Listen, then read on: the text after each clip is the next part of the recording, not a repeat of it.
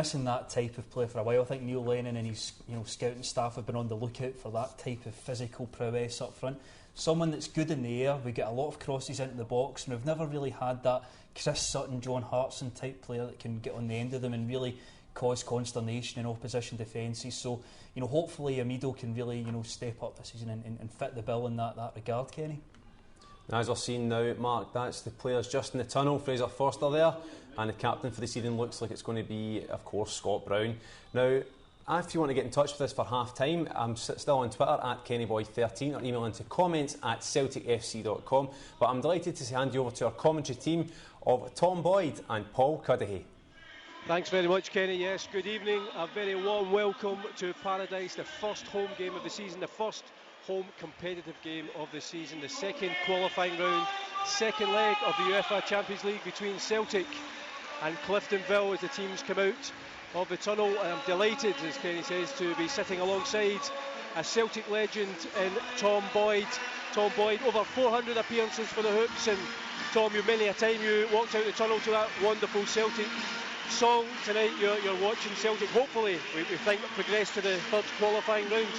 Yes, it never ceases to amaze you, the noise and the reception the Celtic fans give you when you come out here.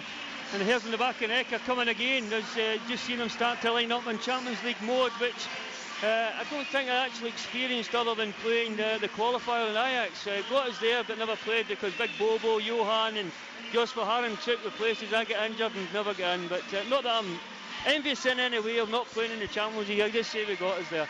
Well, of course, that was the first time Celtic reached the group stages that season, and again Celtic hoping to replicate that success, and of course last season's success in reaching the last 16. A 3-0 victory over in Belfast last week has put Celtic in a commanding position, and they will, if they get through tonight, will take on Elfsborg, the Swedish champions, who won aggregate 11-1. They won 4-0 tonight earlier on in Latvia. So Celtic know the opposition. I think we knew it was going to be Elfsborg. It's going to be a tough one again, Tom, because we played Swedish opposition last season and they're midway through their season. Yeah, again, but they did exceptionally well in Europe, both home and away in the qualifiers, and once we made that Champions League. The big talking point was obviously the strength of the team that is going to play tonight for us. You look at the players, and I think that probably is with a view to looking to the Elfsborg game. We know we have a game on Saturday against Mönchengladbach, but I think to get this team a full game tonight, as much as they can, and play and get as much pre-season sort of under the belt again. It certainly looks as though it's a very strong Celtic team tonight. It's probably as strong as they could have had it. Obviously Gary Hooper and the situation with him has been left out, but I think that's as strong a team as Celtic could play this evening.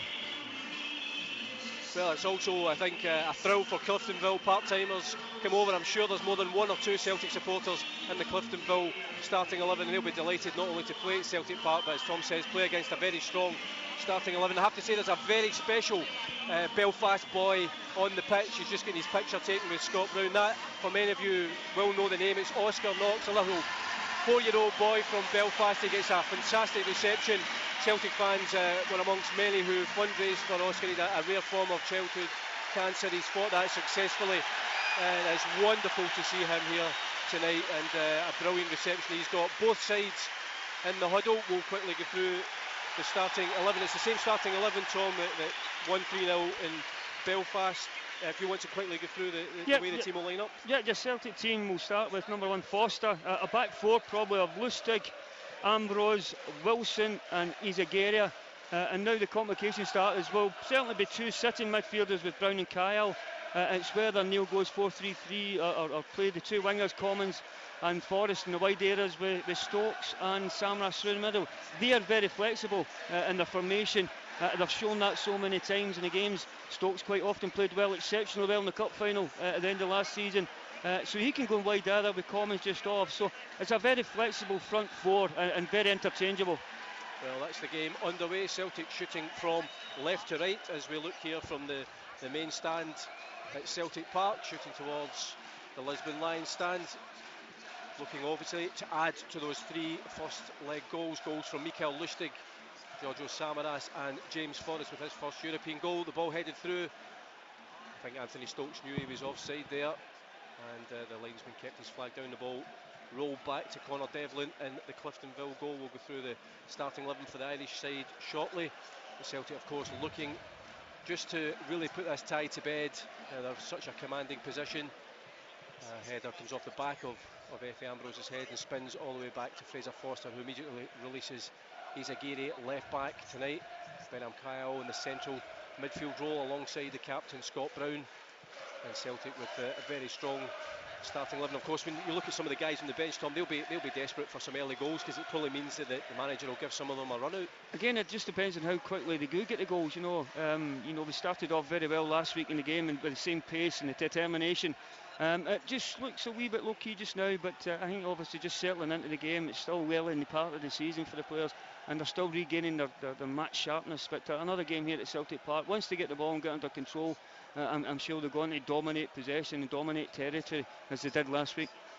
Well, Cliftonville, as you would expect, only playing one man up front. It's Liam Boyce, who's one of their top goal scorers. Actually had a trial with Celtic about 3 years ago before briefly playing in Germany with Werder Bremen, but one of the mainstays of Cliftonville's title-winning side last year.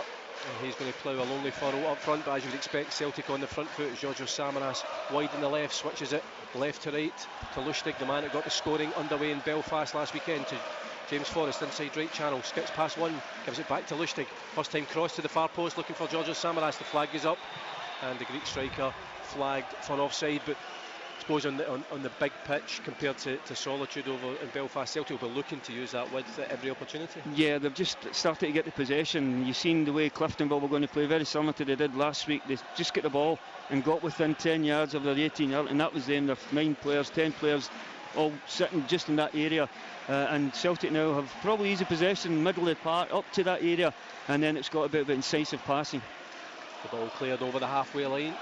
Ambrose into the back of Boyce, but is dispossessed by Brown. The referee belatedly penalises Efe Ambrose for the challenge into the back of the Irishman, and it's a free kick to the visitors. Conor Devlin in goals for Cliftonville tonight, with Jamie McGovern, Barry Johnson, Kieran Caldwell, George McMullen, Stephen Garrett, Eamon Sedak, Mark Smythe, Ryan Catney, Thomas Cosgrove and Liam Boyce.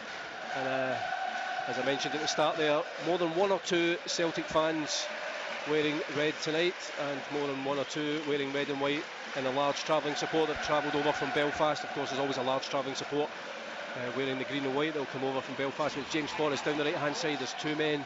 Lustig goes out wide. Forrest slides it to the Swedish defender. He cuts in off the touchline, gives it back to Chris Commons, curls it with his left foot out wide left to Izagiri, takes a touch inside to Stokes. Stokes skips past one challenge, inside the box, turns onto his right foot, clips it to the far post. I'm not sure if that was a cross or a shot. I certainly think it would be a cross ball. I think, a shot, because Tony Stokes is not shy of having a wee go, and I think he tried to see the goalkeeper just off his line there, and just try to have a wee cheeky chip, but unfortunately just that wee bit stronger, took a deflection, and we've got a corner out of this. Chris Commons with the first set piece of the evening, fires it into the 6-yard box. Lustig heads it back across into the danger area. It's clear that it seemed to come off Efe Ambrose's hand. Referee waves play on Lustig on the right touchline. Curls it into the box, looking for Samaras. He heads it. It's a save for Devlin. Great save from the Irishman. A clash of heads there between Ambrose and one of the Cliftonville players. The referee immediately blows for the play to stop. Both trainers racing on. Efe Ambrose back on his feet, but a very early save from the 21-year-old Cliftonville goalkeeper from Georgios Samaras' header. Yeah, obviously a set piece routine from the boys, where they played it to the back post. Lustig fired it across. This maybe somebody not getting across the front fan first, and then obviously a clash of heads in the middle part. Devlin, fantastic save, great reflexes. Samaras at the back post. We would like to see him with his height and his power, because he's decent in there when he decides to get into these areas. He's scored so many goals for us, and we'd like to see a lot more of that. But it's the only time I would like to see the whistle getting blown is when you see an actual head knock. For the rest of it, I would just let them say play on and let the physio run off. But certainly here, when you see 2 guys going honestly for the ball, and one ended up, well, I think it's just Ambrose, I don't think has got any knock in his head, but certainly with the 2 of them in the box and all that, I certainly wish the play would certainly stop. Well, I suppose it's like the good old days when you were playing, that it was, as you say, and the referee has that ability to stop the play for the head knocks. Apart from that, he should just... The situation has now been taken advantage of on many occasions by players using it to their advantage, whether if it's a dangerous situation. Look, we had a corner there somebody was at it, and the boy wasn't injured, he could just go down. We've seen that with keepers in so many games that we've played. For me, I know it's difficult with our keepers, but players should become inactive and then just continue to play. If it's a serious injury, the referee doesn't know if it's a serious injury. Let's go on with the play and decide later on. Let the physio decide if it's serious or not, and let the play continue, and so the momentum's not lost. Well, I can happily report that Effie Ambrose and Thomas Cosgrove have both come back onto the field, so it's 11 against 11. We've gone just about 6 minutes here at Celtic Park in this UEFA Champions League second qualifying round, second leg. It's still goalless, although Celtic of course have that 3-goal lead from the first leg, and it's James Forrest who scored the third goal. Surges through, he takes a nudge, and he's got the free kick just in the edge of the box. And James Forrest, when he gets that ball and he drives, he must be a nightmare for defenders. That's what you want to see James do, and hopefully he can do that more often. He's got pace to burn, and to be able to do that when there's two players on him, and just get a slight nudge to put him off balance. And certainly within Europe, he's not a soft one, but certainly within European football, the referees, they normally give any wee brush of contact and you get down, they generally give the foul. Chris Coleman steps forward and swinging with his left foot, comes off the top of Scott Brown's head and spins behind harmlessly for a corner kick. It's not too often you see the Celtic captain arriving in the penalty area, obviously keen to get on the score sheet tonight, Scott Brown, but that one just sailed harmlessly wide. And for Cliftonville, of course, they knew they were going to be on the defensive for much of the game. Conor Devlin, I'm sure, would have anticipated a busy night. He'll be delighted with that early save. It will just settle any nerves he had. Yeah, well, he started already, and the first thing you want to do as a goalkeeper is make a good honest save, and he certainly was a fantastic save actually for Samaras, almost point blank, great reflexes. I'd like to see Scott Brown do a lot more of that, get into the box. With two sitting midfielders, I certainly hope it doesn't develop, that the two of them stay. And I think, as you say, Scott Brown's been given the authority to get into the boxes often to help in situations like this. I don't think we're going to get hit too often in the counter-attack, so certainly hope he'll add his weight to the attack and push himself into the penalty box as often as he can. Boyce, the only Cliftonville player over the halfway line, tripped up there, but the referee waved play on. It was an accidental clash with Effie Ambrose, and it's Kelvin Wilson who rolls out to the left-hand side. He's a Gary in front of the north stand, clips it down the line looking for Samaras. Samaras gets in front of his man. Giorgio Samaras cuts inside. He's past his man, he's inside the box, still Samaras, and he's dispossessed at the last moment. A good last gasp challenge there for Cliftonville. It looked like Cosgrove again, but the expense of another corner, and we spoke about James Forrest, but the drive of Giorgio Samaras sets up another corner. Power and drive, but great play from Cosgrove. They'll never give it up. Normally you get some Samaras gets by you and you just certainly let him go into the penalty box, but a great time tackle. Ball into the box again, it's headed clear. Kyle knocks it back in, ball still bobbing about, it's flicked back by Lustig, headed clear from the edge of the 6-yard box. Well, the ball seems to be staying in there very much. Stokes to Lustig, Lustig curls it to the back post again, looking for Samaras. He heads it this time into the arms of Conor Devlin. We've seen that move before, and once again the Cliftonville goalkeeper was equal to the header from Giorgio Samaras. Very similar to the previous one, but this time not as much power for Samaras. The cross just slightly behind him, so he couldn't generate as much power, but still another comfortable save for the goalkeeper Devlin. You've seen examples there of, obviously Celtic, we've got a lot of height in their team. And we're going to be a big threat, and Smith in the middle of the middle of the defence, got a couple of good headers away. Is that a Glasgow term? Got a couple of good headers away out of the box, and I think he'll have to do a hell of a lot more of that tonight, because we look as though we're up for it tonight in terms of the pace that we're playing at, and James Forrest and Commons and the delivery that they can provide will provide a lot more balls into the box, into the danger area. So the Cliftonville boys, I think, will have sore heads tonight with heading the ball away. James Forrest again fouled, this time by Eamon Sedak, and the referee penalises the Cliftonville left back. Celtic take the free kick quickly. It's James Forrest again, plays it to Stokes. The 1-2, and again it was just slightly overhit. A good move there, and it's something you see Anthony Stokes doing. He comes short, plays that 1-2, and James Forrest almost on the end of that ball. He loves to link up with players, Stokes, and likes to do wee flicks and tricks, and that time it was just a straightforward 1-2, and the pace of James got in behind the defence, but just the ball was just overhit. What I did like to see there though was the quick free kick. Sometimes we're labouring a wee bit to be able to take free kicks. Lustig came in, took it quick, gave it to James. The 1-2 was opportunity was on, and it's nice to see that. You like to keep the pace of the game up, even at this early stage. You like to keep that pace up and drive and determination, and it's good to see them doing it so far. Lustig on the ball again, he's over the halfway line, finds Forrest who's hugging this right touchline, plays it back to Commons who seems to have a roving commission so far, back to Lustig just in front of the Celtic dugout. Gets the return again for Commons, plays it to Stokes who's drifted onto the right touchline, he cuts inside, gives it to his captain in the centre circle. Moves across, he's got Emilio Izagiri wide in the left but finds Samaras. Celtic keeping possession, every Cliftonville player back in their own half. It's Samaras down the left hand side, Izagiri's made the run but Samaras cuts inside. Lustig moves forward, Samaras plays it to Stokes. Stokes tries to skip past one man, he's past two.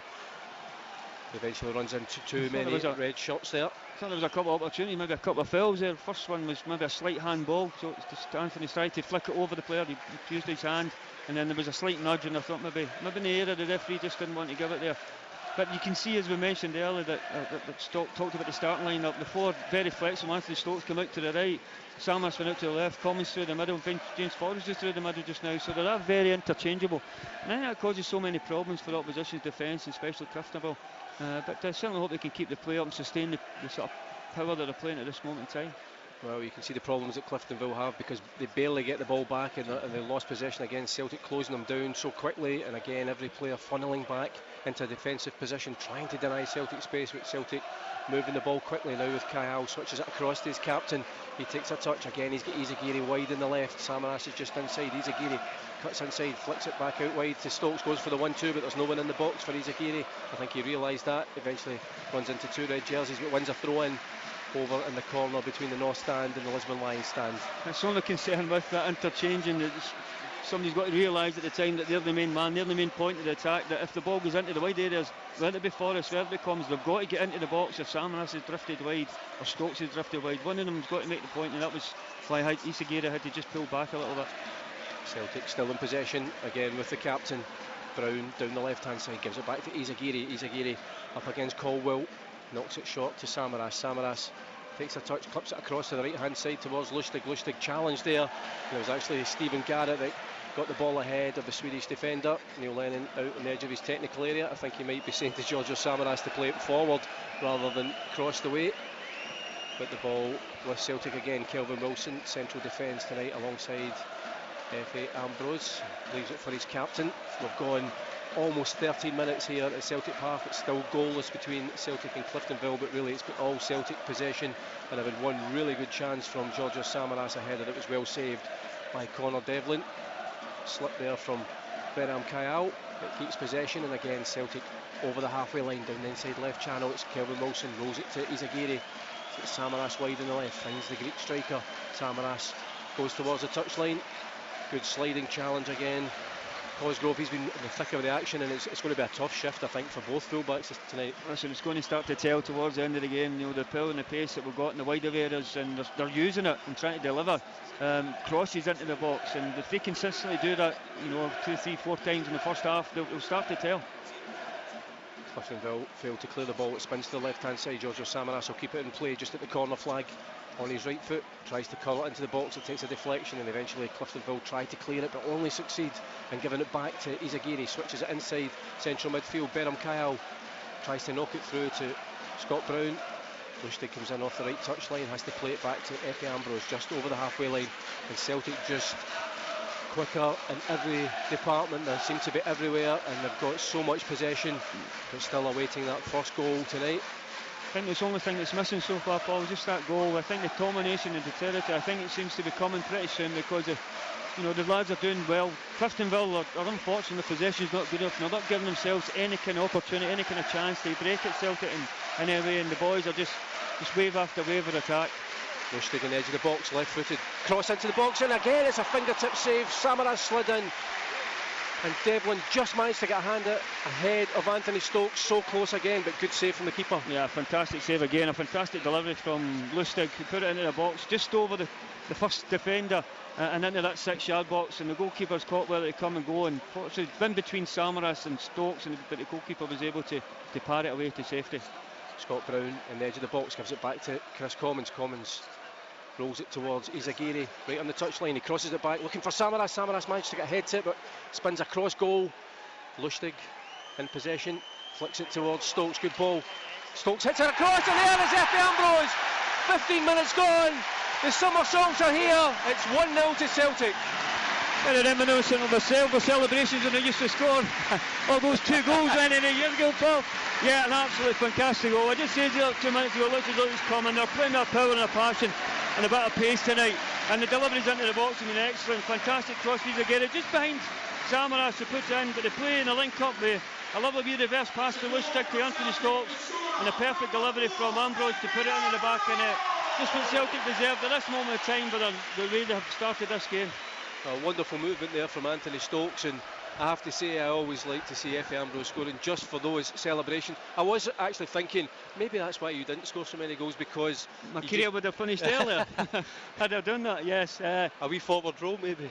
Maybe I was too heavy to do that kind of thing. I would have maybe made a big divot in the park for that reason. But yeah, absolutely fantastic the way Celtic have started and the way they've started this game. They've got the just rewards for some good play and good deliveries into the box and getting bodies into the box as well. Well, it's Cliftonville on the attack. The ball played across the penalty area, but there's no one at the near post.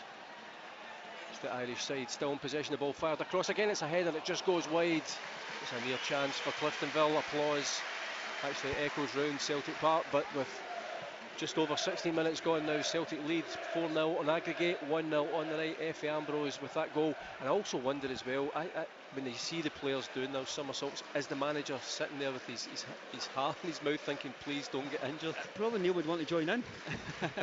I think he would be doing a belly flop rather than somersaults right enough, you know. But yeah, just a wee concern there for Celtic, just that last wee moment. I think Caldwell at the back post on Izagiri, who we know, I think he's been exposed a couple of times, you know, throughout his career here, that just at the back post, just a wee bit ahead. It was Caldwell at the back post, and the first time that Cliftonville managed to string a couple of passes in Celtic's final third. So it was just a wee concern there, but yeah, the celebrations, that's a fantastic celebration to watch. Just see the joy in the face of him, and I don't know how he gets that kind of spring. Well, Efe Ambrose has had hardly any time off. It's been a very, very short, close season, but of course Efe Ambrose was with Nigeria over in Brazil in the Confederations Cup. I think he'd only trained for a couple of days prior to the first leg, but he's been interviewed in the Celtic View, and he just wants to play football, and he's quite happy, and he kept himself fit after he'd finished the international duties, so he's happy just to play and play wherever he's asked. Listen, I did it the same when Scotland got to World Cups and European Championships. Only 2 weeks off, right? And when you come back, when you should start to come back into training, full-time training, you would want to start playing right away. You don't want to be sitting in this, you don't want any rest, and especially if the team's playing well. We started off this kind of game previous last week. You want to be playing in every game. Don't want to rest. You know, you can, at this moment in time, in the kind of game that he's in just now, you can get plenty of rest in the pitch. It's not too strenuous for him, and it's a good way to work in. But no, listen, bring football games on. You want to play, you want to, not want much training, but you certainly want the games, thick and fast, as many games as you want. Tiredness is only a problem when you're getting beat. Kyle goes for the return there from Forrest, and again it's knocked behind for a corner kick. Good play from Kyle, good play from Forrest. He's such a good outlet in that right wing. Another corner, number 4 for Celtic. Interchanging well with Scott Brown, as I mentioned. He was getting into the box and Scott took up on him, but I think I've seen Kyle now, you know, being a wee bit braver and getting himself into the box. But good defending by Cliftonville there. They cleared the ball, obviously, for a corner for us.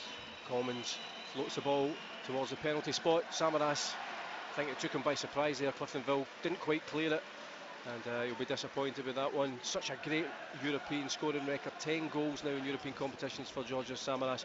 Such an important player, particularly on this stage. Yeah, and he seems to be playing a more central area, the real striker role, and seems to be enjoying it. He Revenant last week scored a fantastic goal for what he got for us last week, and sort of as a striker's player. I know a lot of times he's been played in the wider areas and he can do that equally as well, but I would like to see him on occasion show that same enthusiasm in the central areas that he's shown tonight and showed last week.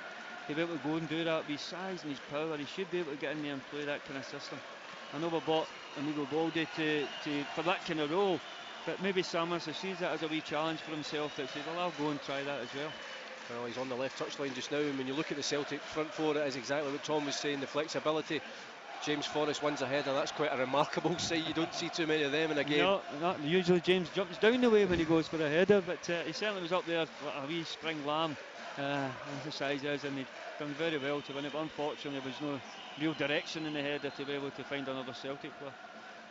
Ball played down the line by Cliftonville, and Kelvin Wilson will sweep this one up, takes it back, and he just switches it inside to Scott Brown. Brown takes a touch.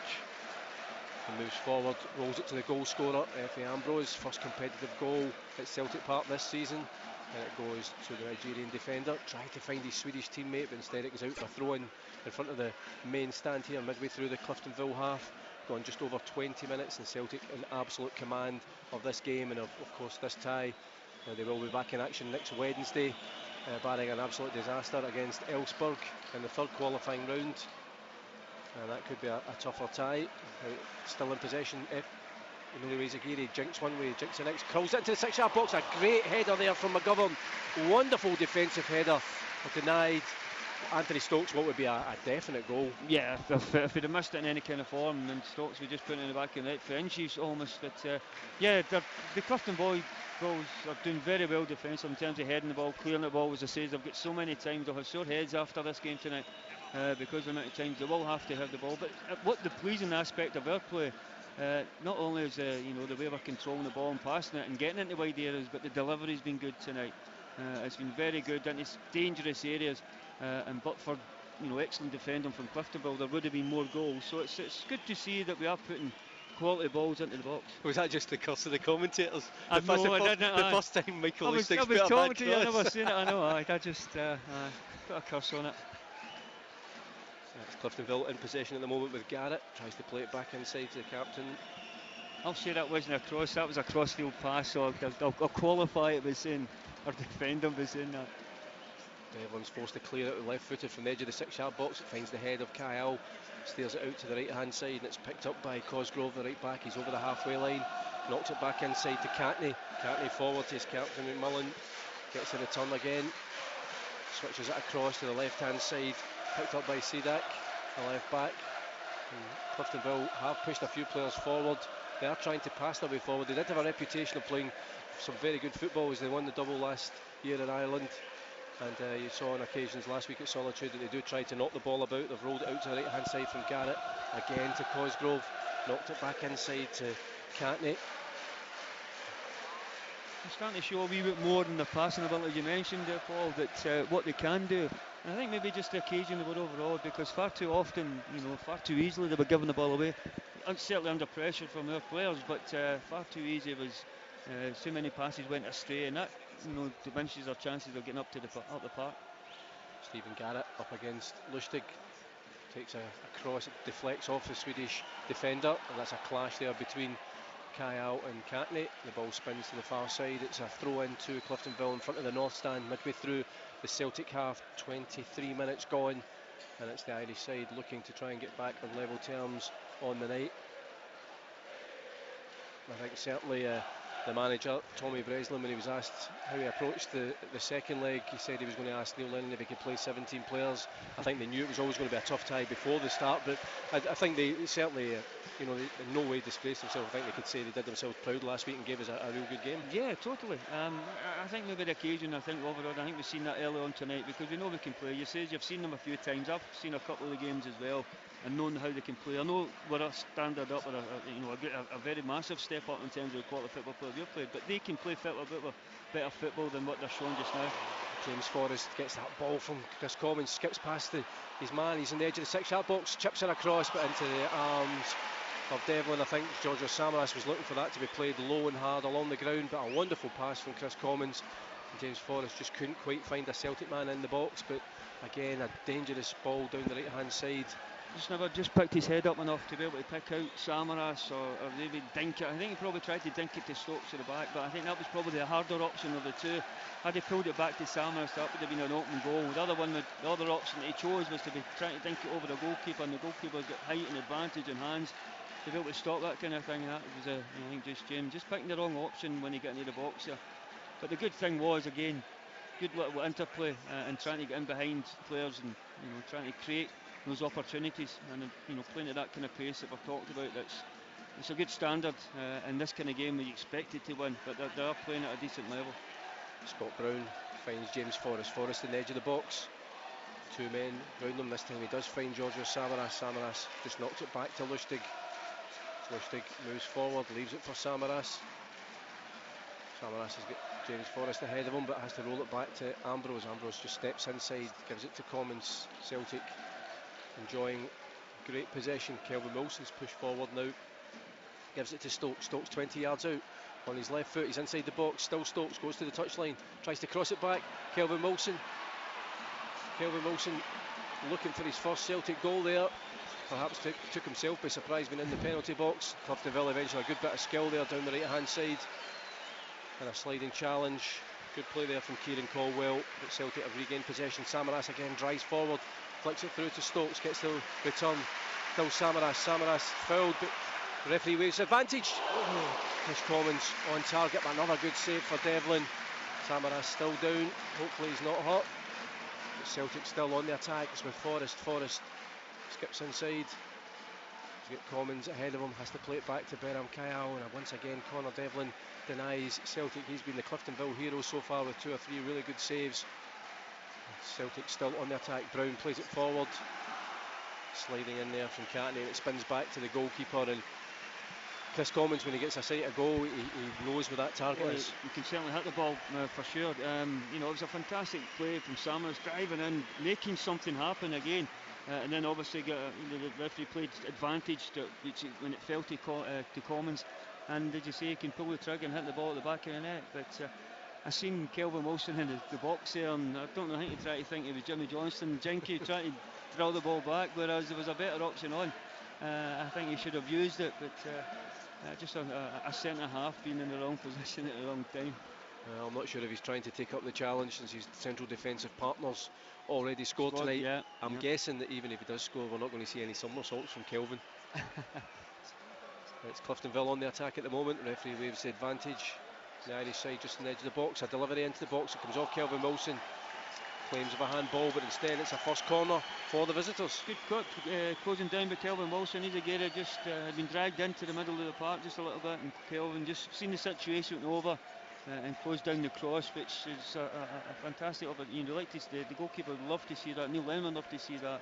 You know, stopping crosses from coming into the box of Danish areas. So yeah, just a concern that, but I think the height that we've got here, I think we should be able to cope with anything that comes into the box. Left back Sedak delivers it into the near post. It's headed clear, picked up by Cliftonville player. It's on target, spins out to the right hand side. It's a left-footed shot from Sedak, and eventually it goes wide.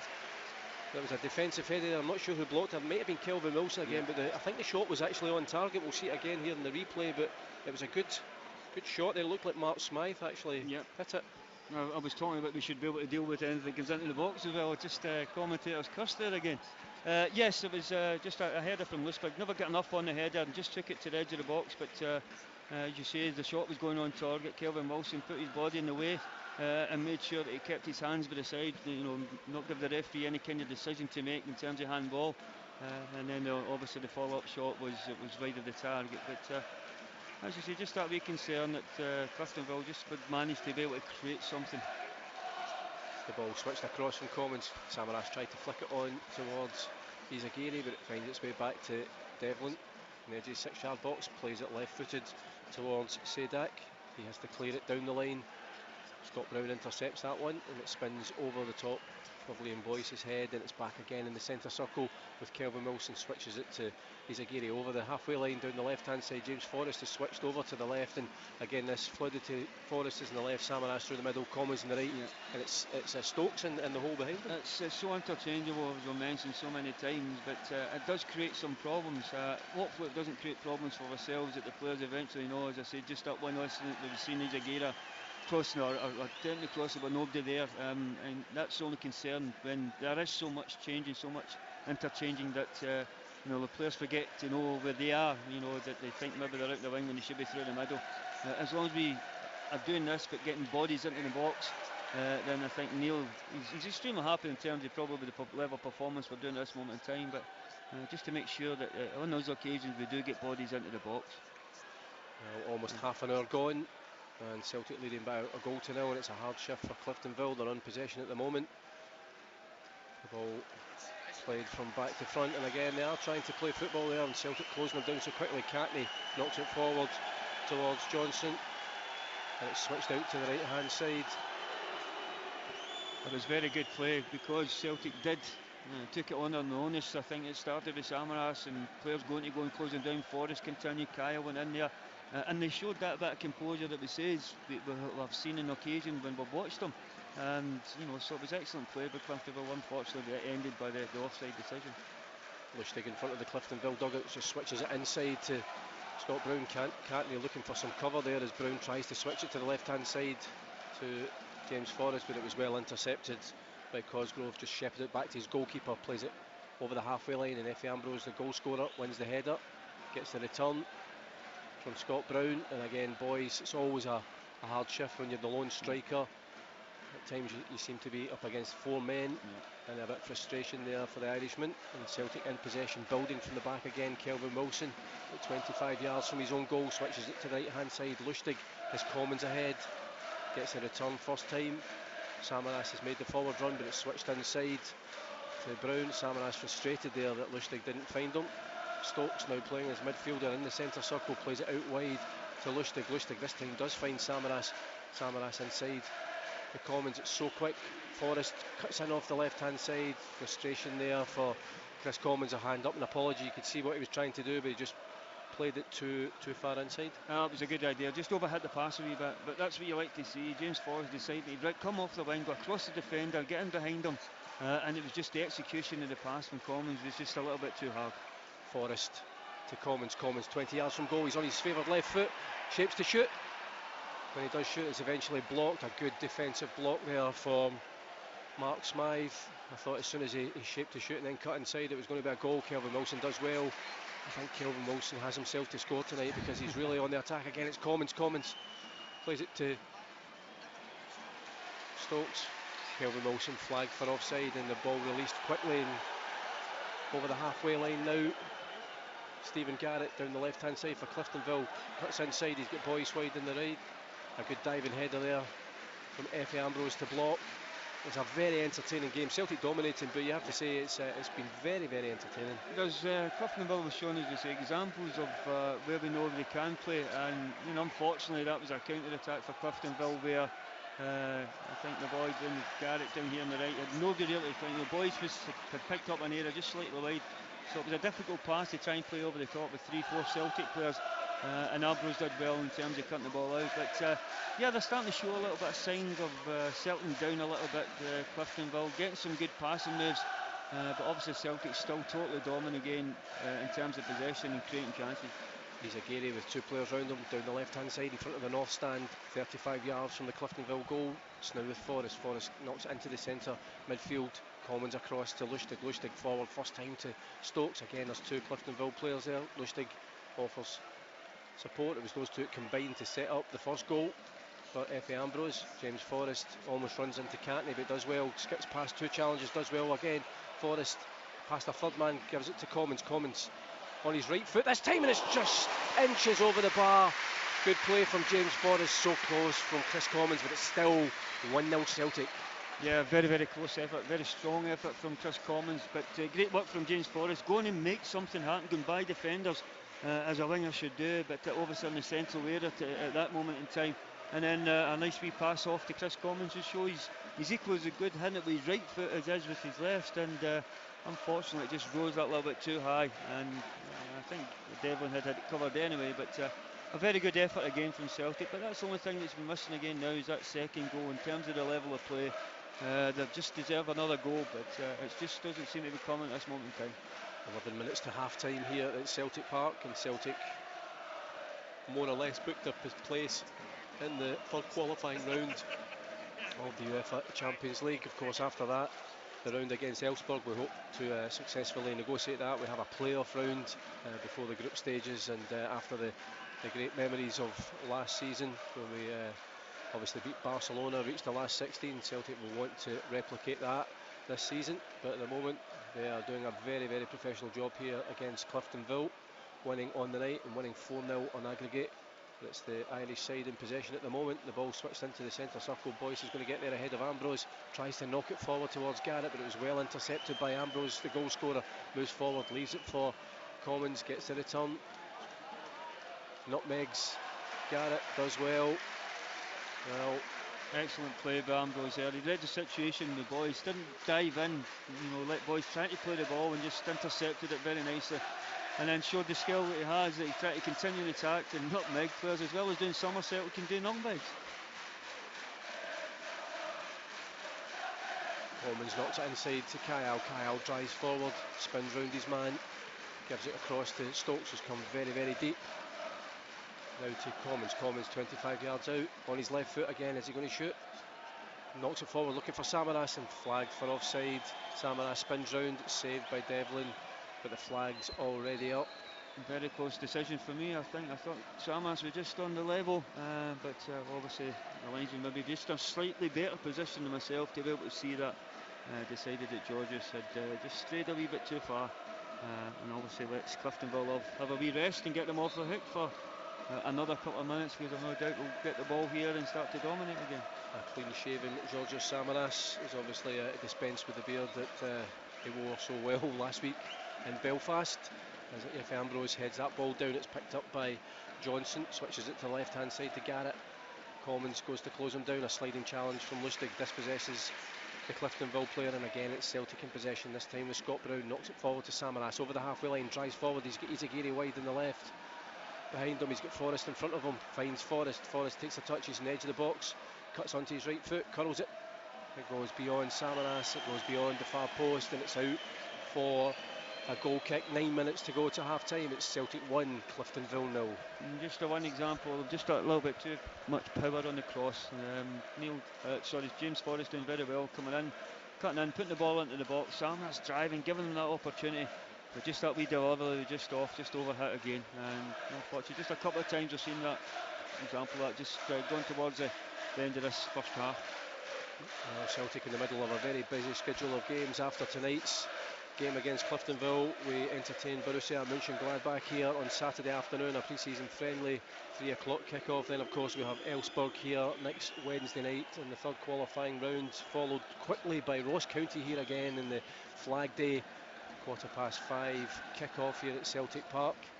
And the club announced today that honorary chairman of Celtic Football Club, John Keane, is going to be the man to unfurl the flag, and I think for Celtic fans that's a wonderful, wonderful tribute to a great guy. Fantastic person, fantastic guy, John, and very fitting that somebody of that stature was held in such high regard with the football club, is given the honour of doing that. So I'm sure it'll be a fantastic occasion for the Keane family, but obviously for the Celtic family if somebody of that stature has decided or been chosen to lift the league flag.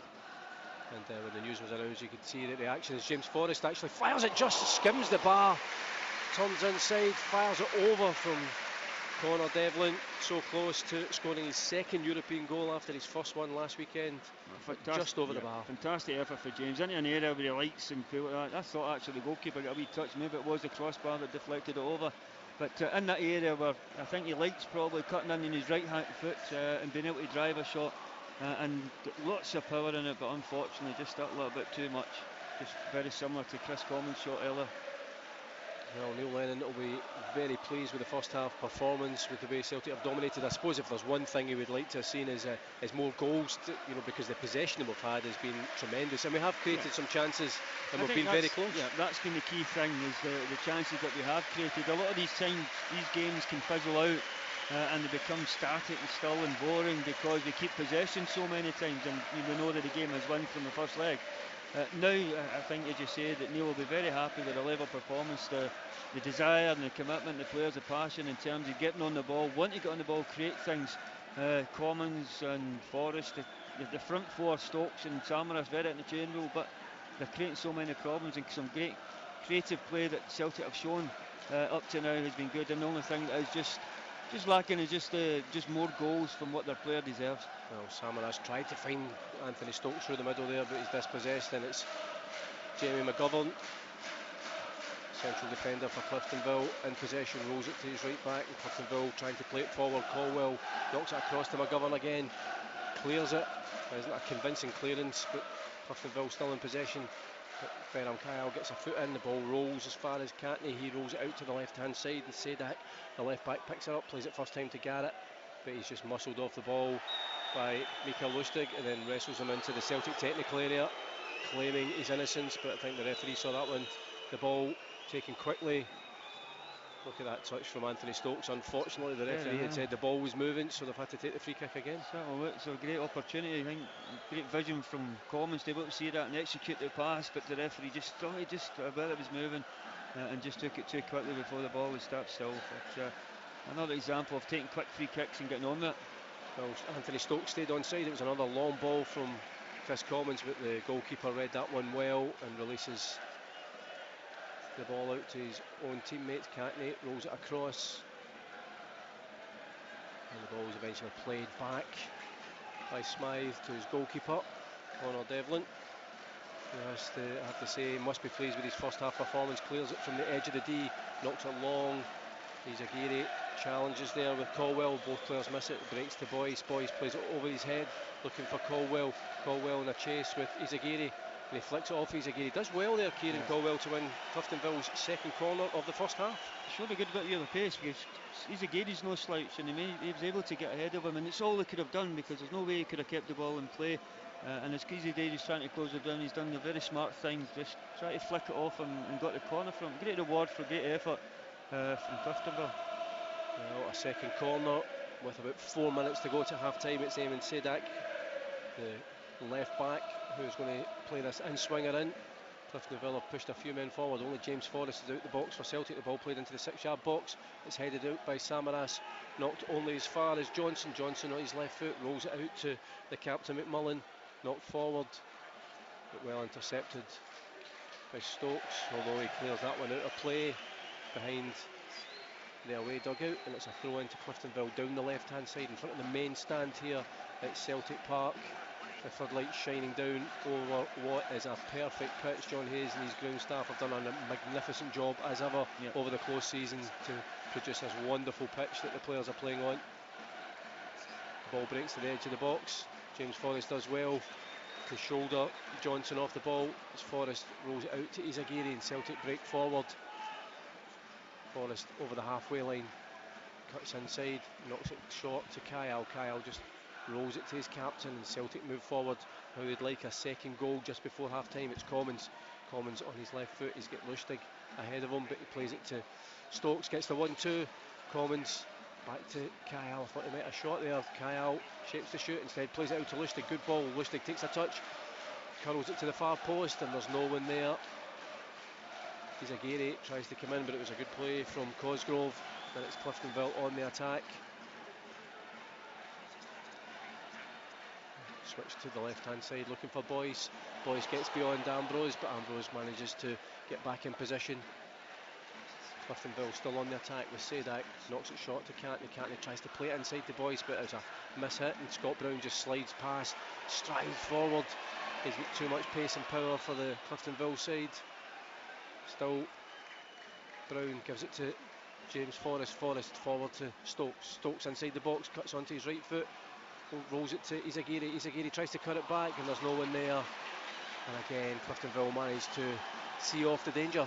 Yeah, I was very complimentary of the crossing in the early part of the game. I just think it's just stripped a wee bit in terms of some of the being able to pick the men out in the appropriate areas. But that's good to see Izagiri again bombing down the left.